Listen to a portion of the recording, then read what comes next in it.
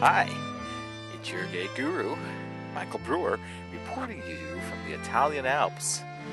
As you can see, it's midwinter. Actually, it's in February 2008. And today I want to talk to you about something that probably doesn't really match this background, but it just seems like a good place to do it anyway. And that is conspiracy. Shh, it's a conspiracy. Conspiracy theory is running rampant in our society today. These conspiracy theories run the full gamut from claims that everything about 9/11 was engineered by the U.S. government to chips being placed in our necks, or plans for a one-world government, or for a whole North American continent. I mean, the Illuminati, there's just no end to it. And they seem to be on the increase, these kind of theories, this sort of rampant paranoia in our society that there's just a group of people who want domination and control over the rest of us. It seems the more you look into it, it's like falling into a rabbit hole or a black hole that has gravity that sucks you in and grabs your attention and follows your flow of energy and your focus and grabs it and your energy until you're locked in its embrace and you're afraid, even very afraid. Now, I don't intend to debate whether any of these conspiracy theories are true or not. I'll leave that up to others. I mean, there's just a million videos here you can watch on YouTube if you want to learn more about that. That's really not my point here. But if you look at them all, and I have looked at a few of them, they all boil down to this basic premise that there's an elite group of people who are trying to exert power over all the rest of us. And the conspiracy theory is all about their plans on how they intend to do this. Power over. To have power over. What does that mean? I mean, can any small group of people really physically control the rest of the world physically? I mean, there's 6 billion humans on the earth now. And is it possible to physically control all 6 billion people? I don't know. And can anyone control anybody else? I mean, isn't it up to us to decide what we do with our physical beings, what we do with our bodies? I mean, is it possible to really give up control about that? Well, that's debatable. Maybe so. Or maybe they mean to control us mentally. Perhaps in this day and age of the military entertainment complex, they are actually, I could imagine they're trying. There are people in power trying to get more power by controlling our thoughts and our minds. That seems probably more effective than trying to control our bodies. But can anyone really force us to think anything other than what we want to think?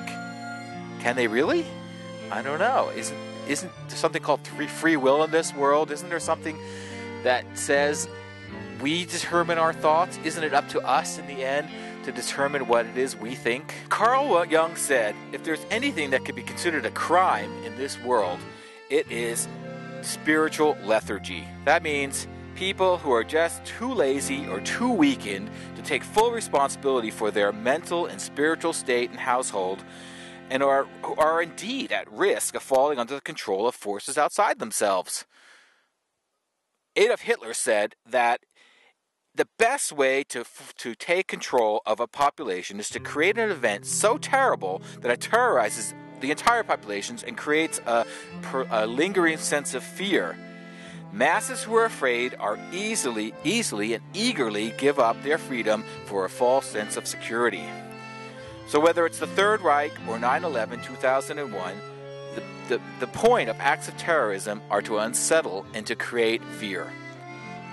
And there is, and make no mistake, there is a war on terror, and each one of us is a part of it.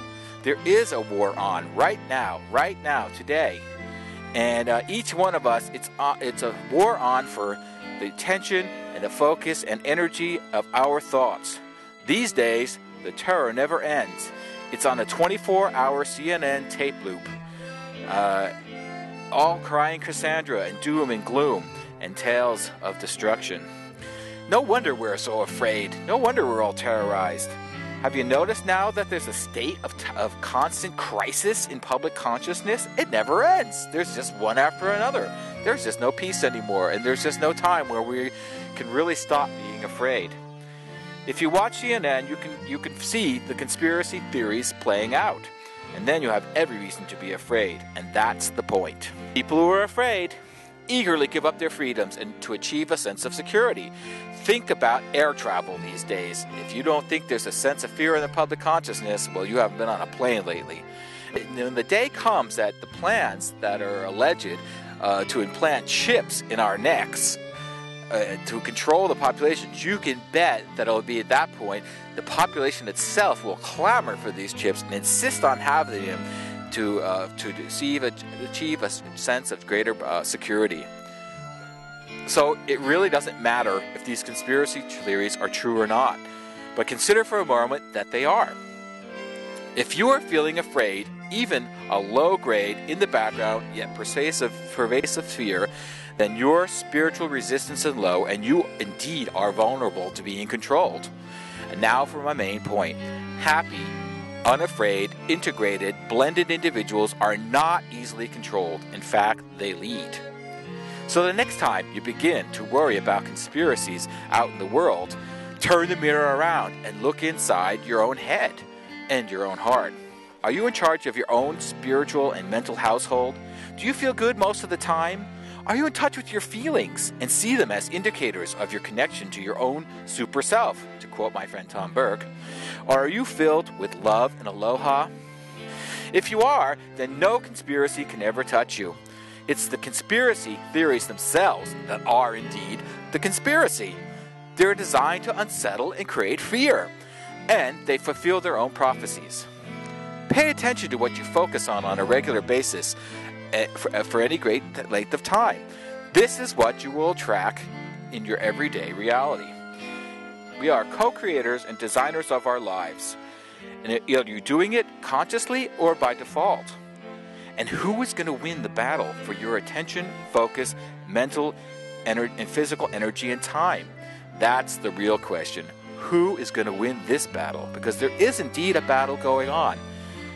Call it conspiracy theories, call it whatever you want. Each one of us has to decide which side we're on. Are we on the side of ourselves and our super selves? Or are we going to give up control and default and live by default and let ourselves be controlled? That's the question each one of us has to ask ourselves. So, how you doing, boys, girls?